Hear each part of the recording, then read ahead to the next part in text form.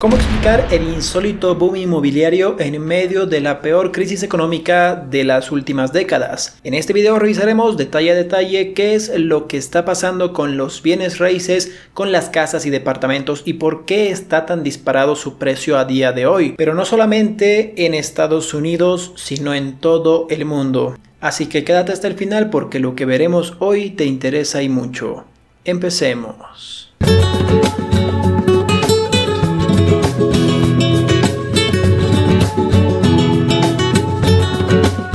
Mientras la crisis económica global ha dejado una huella de miseria, hay un increíble boom inmobiliario en muchos países del mundo. Fácilmente podríamos decir que los precios en las casas y departamentos y terrenos en bienes raíces en Estados Unidos se debe a las tasas de interés cero, pero ¿cómo explicaría si te digo que esto está pasando en todo el mundo? En mercados como Turquía, Filipinas o Alemania, el precio de las casas se disparó en el segundo trimestre de este año, a pesar de los profundos efectos económicos provocados por la pandemia, según un análisis elaborado por la firma Global Property Guide. En ese ranking global de aumento en el valor de las viviendas, México ocupa el lugar 15 y el primero América Latina, y Estados Unidos la posición 16. ¡Atención! Este insólito auge inmobiliario en algunas zonas del planeta se produce cuando las proyecciones de organismos como el Fondo Monetario Internacional, el FMI, hablan de una contracción económica global de 4.9% para este año, y mientras no dejan de escucharse historias de familias que no pueden pagar sus hipotecas o inquilinos que llevan meses con la renta impaga, esto preocupa cada vez más. Así las cosas, mientras algunas familias temen quedarse sin lugar donde vivir, otras están comprando casas, ya sea como inversión o para habitarlas, en un fenómeno que obviamente refleja la desigualdad social que se ha vuelto aún más evidente con la crisis. Como en toda recesión hay ganadores y perdedores. Quienes han mantenido su trabajo y contaban con ahorros están aprovechando que las tasas de intereses de los créditos hipotecarios han bajado a niveles históricamente bajos,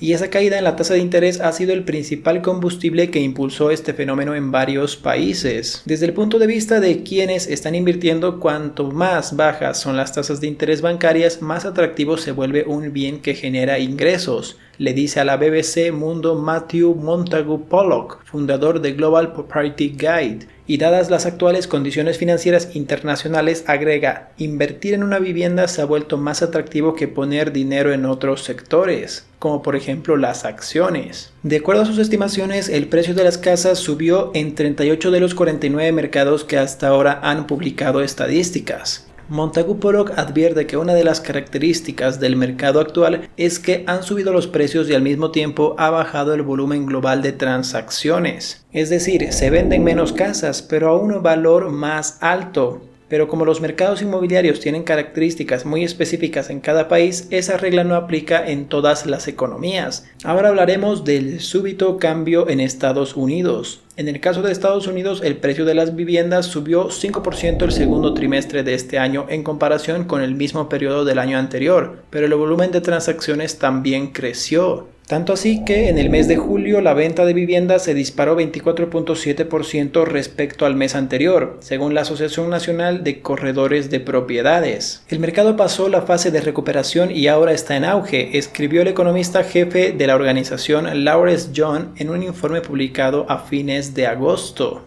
La paradoja es que los meses de junio y julio se han transformado en el mejor momento para los compradores y en el peor momento para la mayoría de los arrendatarios sin empleo que temen ser desalojados. Tal como ocurre en otras partes del mundo, los compradores con ahorros suficientes para pagar el depósito están aprovechando que las tasas de interés fijadas por la Reserva Federal en la primera economía del mundo están casi cero. Esto explica por qué las postulaciones para conseguir créditos hipotecarios llegaron a un máximo que no se veía desde 2008. El mercado residencial ahora está en un boom pese a la crisis de salud y económica. Le dice a la BBC Mundo Jeff Tucker, economista de la empresa Zillow, los precios se están acelerando. Otra tendencia que ha comenzado a crecer entre quienes tienen una posición económica solvente en Estados Unidos es de la búsqueda de casas más grandes en zonas urbanas. Con un gran número de personas trabajando desde casa, no hay necesidad de vivir en las ciudades, señala Jim Diech, corredor de la empresa House for You. Básicamente la gente quiere más espacio por menos dinero. Ahora veremos la otra cara de la moneda. Pero así como en algunos países han subido los precios, en otros el valor valor ha bajado. En el segundo trimestre de este año, las peores caídas en el precio de las viviendas en comparación con el mismo periodo del año anterior se registraron en mercados como Egipto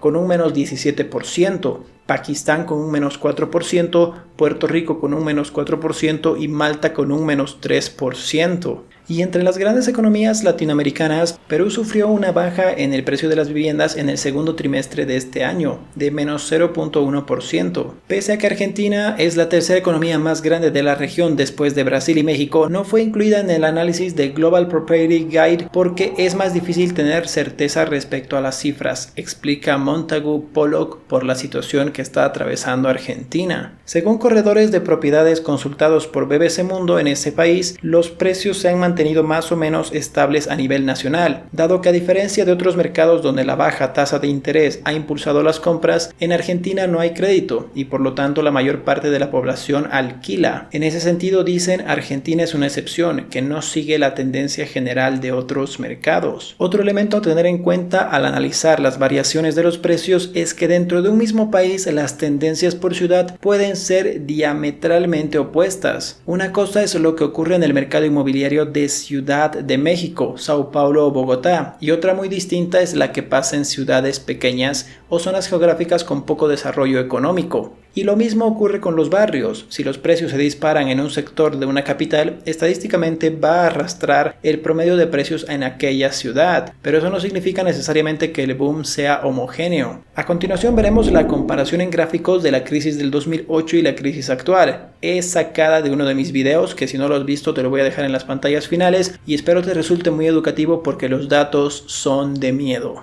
Cuando la economía va muy bien, cuando la economía está próspera, está totalmente normal, está sin ningún tipo de crisis, pues los tipos de interés tienden a subir. En cerca del año 2000 estaban en más de 6.5% lo que son los intereses del gobierno de Estados Unidos. Entonces pasó lo que es acá la burbuja.com, que salieron a cotizar empresas sin ningún valor. Básicamente todas las personas en la burbuja de lo que es el 2000 de las .com, todas las personas empezaron a comprar empresas tecnológicas, empresas sin ningún valor, empresas que cotizaban en lo que son páginas web, etcétera, que próximamente le haremos un video resumen a lo que es la crisis del 2000, pero para que tengas una perspectiva, pues fue eso básicamente. Entonces subieron los tipos de interés porque todo estaba muy próspero hasta 6.5, luego vino la burbuja.com y como puedes ver para 2002 cayeron los intereses a cerca de menos del 2%. Durante el año 2002, 2003, 2004 cayeron a 1%. ¿Qué pasó en esta situación? Pues empezaron a salir lo que son los bancos. Con los tipos de intereses bajos y sabiendo que los banqueros, especialmente los ejecutivos de cuenta, ganan comisión por cada persona que tú le das un crédito para una vivienda, una hipoteca, etcétera, pues las personas empezaron a hacer lo que son los créditos ninja de los bancos. ¿A qué se refiere esto? Estaban empezando a dar hipotecas, estaban empezando a dar créditos para que tú adquieras tu vivienda sin ningún tipo de requisitos prácticamente. Simplemente ibas a un banco, decías no tengo empleo, no tengo ingresos, pero prometo que voy a pagar. Entonces buscaban la forma para que tú puedas adquirir un crédito. Pero me preguntarás, Luis, ¿qué clase de persona sin ningún conocimiento financiero puede ir a solicitar un crédito? Eso es lo que son los créditos ninja. Y cuando tú le refutabas a lo que es el banquero, o en este caso el ejecutivo de cuentas, etcétera, el trabajador del banco, y le decías, pero ¿y si yo no puedo pagar a la larga? ¿Qué es lo que va a pasar con mi vivienda? Entonces el banquero se sentaba y te explicaba, te decía, los tipos de interés están en 1%. Vamos a hacer lo que es un interés con renta variable. O sea, un interés variable que va a fluctuar dependiendo del interés que tenga el mercado, o sea, el gobierno, entonces que actualmente está en 1%, y si tú, por ejemplo, compras una vivienda en este momento, tú sabes que las viviendas siempre van a subir. Esto es lo que decían los banqueros cuando les refutabas que tal vez no podrías pagar porque no te tenías mucha fe, etcétera. Entonces te decían que puedes sacar una segunda hipoteca para mantener o tal vez bajar lo que estás pagando mensualmente por tu vivienda si es que en algún punto no puedes llegar a pagar mensualmente. Pasa algo, te botan de tu trabajo, no consigues trabajo, la economía cae, etcétera. Las viviendas siempre suben de valor, eso es lo que te decían, y supuestamente podías sacar una segunda hipoteca y refinanciar tu préstamo. todo estaba bien, los créditos ninja salían como pan caliente y como puedes ver en el gráfico, en el 2004 empezaron a subir porque la economía ya se había recuperado prácticamente de lo que es la burbuja del año 2000. Como puedes ver, bajaron los intereses hasta 2002, 2003, 2004 y se empezó a recuperar en 2005 aproximadamente hasta llegar a lo que son los tipos de interés de aproximadamente 5% en septiembre, en junio, enero de septiembre del 2006. Principios del 2006 ya estamos en 5%. ¿Qué pasó? Como te había comentado, los tipos de interés subieron. Entonces tú no estabas en un interés fijo que tenías que pagar, estabas en uno variable que dependía de lo que es el gobierno. Y una vez que subieron los intereses, pongamos un ejemplo real. Si tú por ejemplo compraste en lo que es el interés bajo en el 2002 una casa en $100,000 y pagas $1,000 cada mes por esa casa, pues ¿qué pasaba? En 2004 aproximadamente 2005 subieron los tipos de interés. Te llegaba una carta y te decían simplemente: tú ya no tienes que pagar $1,000 al mes, tú tienes que pagar $1,500 al mes porque subieron los tipos de interés. Tú ibas al banco y simplemente le decías al ejecutivo de cuentas, si es que seguía trabajando ahí obviamente, porque varían mucho de lo que son sucursales, ciudades, etcétera. Entonces tú le ibas a decir: yo quiero refinanciar, sacar una segunda hipoteca porque tú me dijiste que si llegaba a este punto yo podría refinanciar porque no tengo esos $500 extra. ¿Qué pasaba en ese preciso momento? Antes que nada, suscríbete al canal, dale a la campanita si este tema te está interesando y así apoyarás al canal y al algoritmo de YouTube para poder ingresar a más personas a este grandioso mundo de la bolsa de valores y de la educación financiera. ¿Qué pasaba, por ejemplo, cuando tú ibas a decirle: yo no tengo esos $500 extras a lo que es el banco? Vamos a ver el siguiente gráfico. Como puedes ver, este es el gráfico de lo que es el precio de los bienes inmuebles. Como puedes ver, en 2006, aproximadamente fines de 2005, se llegó a la cúspide de lo que es el interés. Entonces la gente ya no podía pagar sus intereses porque casi habían subido un 50% aproximadamente de la cuota mensual que tenían que pagar. Si tenías que pagar $1,000, tenías que pagar $1,500. En este gráfico, por ejemplo, podemos ver lo que son las deudas de las personas. Como puedes ver en este gráfico, de 30 a 60 días es lo azul, de 90 días es lo amarillo, y las personas que ya no han podido pagar y que el banco está provocando lo que es el desalojo de las personas por incumplimiento de pago es lo que está en rojo. Entonces, como puedes ver, en 2006 no había problema, 2007 no había problema, en 2008 hasta 2009 y 2010 empezó lo que es la explosión. En 2008 aproximadamente empezó lo que es la crisis inmobiliaria, pero no fue hasta 2009-2010 que se llegó a cerca del tope de las personas que no podían pagar. ¿Por qué pasó eso si el banquero te dijo que simplemente tú podías refinanciar lo que es tu hipoteca? Por esto, recuerda, en 2009-2010 empezó lo que es el crash. Como puedes ver acá, en 2009-2010, como puedes ver en esta franja ploma que te pongo, el precio de los bienes inmuebles empezó a bajar. Entonces, tú tenías $100,000 el inmueble que habías comprado, lo habías comprado en $100,000 y tienes que pagar $1,000 de cuota. Luego te dijeron que tenías que subir a $1,500, pero tu casa ya no valía $100,000. Como puedes ver, el precio de los inmuebles había bajado. Tu casa ahora valía $90,000 a precio de mercado actual. Entonces te decían: tú pagaste de intereses y etcétera tan solo $5,000, $10,000 en estos años que has ido pagando. Entonces tú aproximadamente la compraste en $100,000. Pagaste $10,000, ahora tienes $90,000 en tu casa, pero tu casa ahora vale $90,000. Entonces es como si no hubieras pagado absolutamente nada al banco. Entonces el banco no te va a refinanciar, no va a sacar una segunda hipoteca porque tu casa ahora vale menos dinero. Entonces tú no puedes pagar lo que es tu casa, no puedes llegar a $1,500 en el ejemplo que te pongo, y esto es lo que pasa. En cerca del 2010 llegaron al tope de lo que son las personas que fueron desalojadas de sus casas. Entonces esto es muy importante a tenerlo en cuenta. Un dato que quería darles muy importante: en 2008 había aproximadamente 11.1 millones de desempleos y había cerca de 3.1 millones de personas que habían sido desalojadas o estaban en proceso de ser desalojadas por incumplimiento de su hipoteca o de su pago crediticio.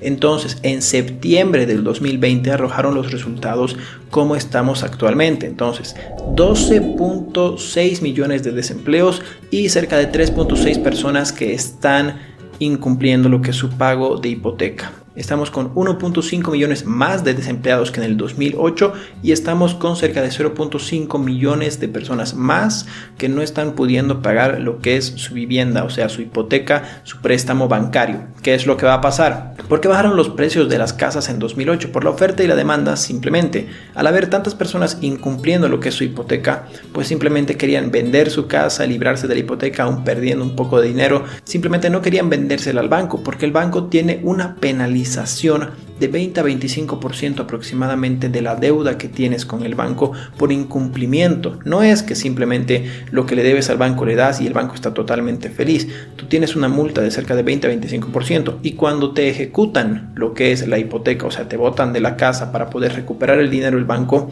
la casa vale 20 a 25% menos. La venden en precio de remate, no la venden al precio real de mercado, van rematando las casas. Entonces, cuando van rematando las casas, poco a poco, hay más casas en circulación, hay más casas a la venta, y al haber más casas en venta y viendo que las personas no están pudiendo cumplir con los pagos, los tipos de intereses están subiendo, etcétera, pues las personas simplemente no quieren comprar una casa. Al haber personas que no quieren comprar una casa y al haber tantas viviendas, pues el precio de las viviendas cae, y eso es lo que pasó. Entre más pasaba el tiempo, había más casas, había más personas no queriendo comprar casas, o sea, nadie quería comprar casas, nadie quería sacarse un crédito. ¿Y qué pasó? El precio iba bajando, las personas no podían refinanciar, sacar una segunda hipoteca, entonces había más y era un círculo vicioso, como puedes darte cuenta. ¿Qué pasa en el 2020? Estamos subiendo lo que son los precios de las viviendas actualmente. Entonces, ¿por qué está subiendo? Si tú me dices, Luis, de que actualmente nadie puede pagar, ha venido una situación en el 2020, etcétera. Ha sido muy diferente a lo que es el 2008 por el tema de que no están desalojando a las personas actualmente en lo que es Estados Unidos.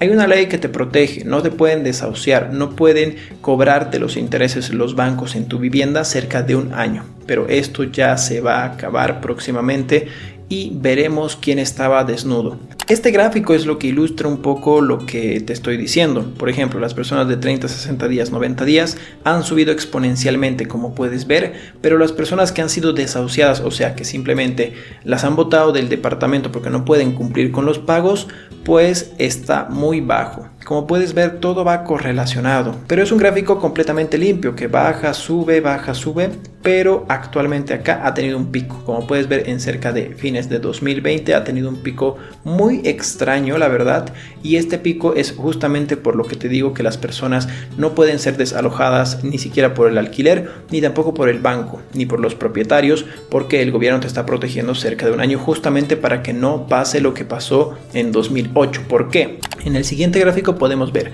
hay auge de la economía, entonces hay una burbuja y todo cae, el interés cae, entonces suben con el auge de la economía, pasa algo extraño y los intereses caen. Entonces la economía se recupera, pasa algo acá y caen los tipos de intereses. Pero acá no pasó absolutamente nada. Como te puedes dar cuenta, en mayo de 2019, junio del 2020 aproximadamente, ya estaban cayendo los tipos de intereses y no estaba pasando absolutamente nada en Estados Unidos específicamente hablando. Entonces se adelantaron a lo que es la situación del 2020 cerca de 2019 y empezaron a bajar hasta 2020 en enero. Ya habían bajado de 2.53% a cerca de 1.75%. Entonces, ¿qué nos están ocultando? ¿Qué sabían que nosotros no sabemos en cerca de fines de 2019? Entonces sí se podía prever un poco, pero me parece muy extraño que ya en 2019 empezaron a bajar drásticamente los tipos de interés. Entonces, el precio de las viviendas está subiendo como loco. Actualmente estamos en máximos históricos en lo que son las ventas de viviendas en lo que es Estados Unidos. ¿Por qué? Porque simplemente no hay personas que están siendo sacadas de sus departamentos, de sus viviendas por incumplimiento de pagos, porque la ley te protege. Los tipos de intereses están en mínimo 0%. Es prácticamente gratis sacarte un crédito para una casa actualmente. Tal vez no estén dando de renta fija. Si hay alguien de Estados Unidos que me está viendo, confírmeme si están dando de renta fija, de renta variable, o sea, su interés, como lo que pasó en 2008, que cuando suban los tipos de interés, obviamente suba lo que tienes que pagar mensualmente. Vamos a comparar lo que son los gráficos actualmente. Como te puedes dar cuenta, en 2004 empezaron a subir lo que son los precios de las viviendas. Como puedes ver, en 2004 estábamos en mínimos de lo que es el interés y no fue hasta 2006, aproximadamente 2007, que tocamos lo que es el techo del interés, o sea, de las personas que ya estaban desahuciadas porque les habían subido lo que es el interés, porque estaba ya en 5%, había terminado su subida cerca de 2007. En 2007 aproximadamente estábamos ya empezando a bajar lo que es el precio de las viviendas, porque los tipos de intereses había subido. ¿Qué estaba pasando en 2007 en lo que es el desahucio? O sea, las personas que han sido excluidas o botadas de lo que es su departamento. En 2007 aproximadamente estábamos empezando a ver ese caso. Hasta 2010, 2011 fue el pico. De 2009 a 2011 fue el pico de las personas que fueron desalojadas por incumplimiento de pagos. ¿Qué estaba pasando en 2009-2011? En 2009 ya estábamos en mínimos y en 2011 estábamos en mínimos de lo que son los intereses. Y en 2009-2011 estábamos en mínimos de lo que es el precio de los bienes raíces. Actualmente estamos en 2021 y estamos en lo más alto del precio de lo que son las viviendas. No hay mucho desahucio por el tema de que esa ley hay que no pueden sacarte de tu departamento y los tipos de intereses están bajos. Tal vez veamos algo como 2008, tal vez sea peor, porque hay muchas personas en tu país, especialmente en Latinoamérica, que están dando en alquiler. Notaste que hay muchos carteles de alquiler, se alquila edificios, se alquila casas, se alquila departamentos, se alquila local, etcétera, y tal vez haya algunos anticréticos, o sea que te dan un monto de dinero por vivir en ese departamento, en esa casa o tener ese local comercial. ¿Por qué crees que está pasando eso? Porque hay personas que no pueden pagar actualmente lo que es su hipoteca, su préstamo bancario, entonces se están agarrando y hay muchos alquileres. Al haber muchos alquileres y personas que no quieren alquilar porque no quieren gastar dinero, simplemente quieren ahorrar, prefieren irse a vivir con un familiar, etcétera, pues el tipo de alquileres, o sea, el monto de alquileres cae. Si lo que querías alquilar era en $300, actualmente estás alquilando en $250, $200. Entonces eso es muy peligroso. Y si eso estamos viendo ya en Latinoamérica, es muy complicado la situación de Estados Unidos, aparte de que se está devaluando lo que es el dólar y hay demasiado dólar en circulación. Entonces es algo muy delicado y lamentablemente yo no recomendaría en este momento comprar una vivienda. Tal vez el 1% de la población pueda dedicarse a comprar casas de 200,000, medio millón de dólares de golpe, pero las personas promedio necesitan sacarse un crédito. Actualmente el crédito está en 1%. Depende de si es una renta fija que te puede dar el banco, depende de tu historial crediticio y depende de varios factores, puedes optar o no de sacarte un crédito para una vivienda, pero actualmente los precios están en máximos. Tienes que ver y tantear. Si tú tienes un monto de dinero, no sería mejor meterlo a lo que es las inversiones, algún negocio en línea, algún negocio físico que también tiene riesgos obviamente, y tal vez vivir en un alquiler o con algún familiar actualmente. Entonces es una decisión complicada. No tengo la verdad absoluta, pero la verdad es de que yo no quisiera comprar una casa en estos momentos, tal vez porque están en máximos. Es que no hay correlación, porque estamos en mínimos, hay una ley que te protege, tal vez no por mucho más tiempo, y estamos en mínimos de interés, pero los precios están altos. Si estuviéramos en mínimos de interés y los precios cayeran, sería espectacular para comprar una casa, pero actualmente está muy elevado los precios de los departamentos y la verdad a ese precio no me interesa mucho. ¿Tú qué opinas en tu situación actual? ¿Te comprarías una casa? ¿No te comprarías? ¿Esperarías? ¿Vivirías en alquiler? Déjame en los comentarios cómo está en tu país el tema de alquileres, el tema de anticréticos, el tema de préstamos hipotecarios con garantía de tu casa, que eso se llama lo que es un anticrético, que simplemente dan de garantía su departamento, vos les das un dinero y puedes vivir en ese departamento durante 1 año, 2 años sin pagar renta, solo pagando tal vez gastos de lo que es el edificio, de la casa, limpieza, etcétera. Y a cambio tienen un monto que te van a devolver una vez que cumple el plazo de 1 o 2 años aproximadamente y tienes de garantía lo que es la casa. También es una manera de que tú puedes proteger lo que es tu dinero. Obviamente es mejor tenerlos en dólares, pero tal vez la moneda de tu país no sea una mala opción, por lo que el dólar está demasiado sobrevalorado actualmente. Entonces hay muchas variables. Nadie tiene la verdad absoluta, tienes que analizarlo bien. Dime tú qué opinas en comentarios y nos vemos en el siguiente video. Si quieres seguir aprendiendo más de finanzas personales y este tipo de temas te agrada, dale un puñete en la cara a este tipo, sí, a este tipo, y por acá te dejo unos videos y una lista de reproducción que te pueden interesar. Nos vemos en el siguiente video. Un saludo, buenas noches.